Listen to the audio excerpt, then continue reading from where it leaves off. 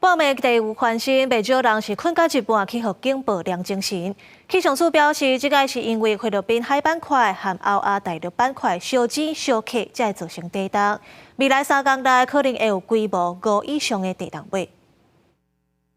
今日透早饭点17分，嘉义发生随时规模6.4的地动，地动深度只有9.7公里，尤其伫嘉义县大埔上大震度达到6级，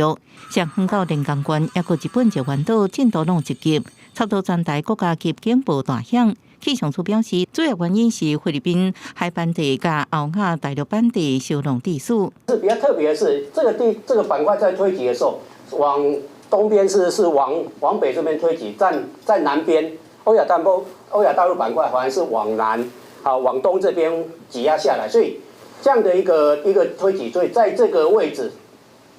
大概南溪、甲仙、桃园、高雄桃园这个位置是蛮复杂的一个区域。菲律宾海板地为西南边向东北，差不多用每年8公分的速度向台湾的方向来杀，造成地动活动。到早起9点半，明显有感地动15件，小区域总共40件，总共加起来有55件，真频繁。主要发生的所在伫南西南化大埔，不过地动尾有豆豆转雨的现象。以这个时间跟空间的分布来讲的话呢，或可以看得出来说，它其实有逐渐在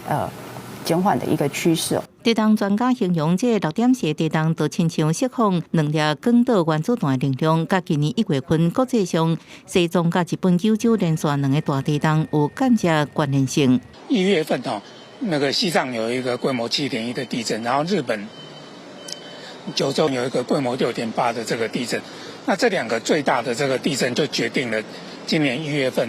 整个全球板块运动的那个架构。气象署无排除未来3天之内，也有规模5.0以上的地动尾，并且伫这区域发生。这摆指定的位置是不是甲过去地动或者是断层有关联？拢要有进一步后续分析。公视新闻综合报道。